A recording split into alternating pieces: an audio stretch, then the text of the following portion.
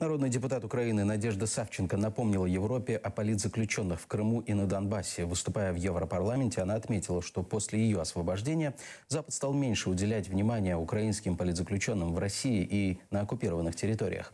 Она призвала Евросоюз продолжать поддерживать Украину.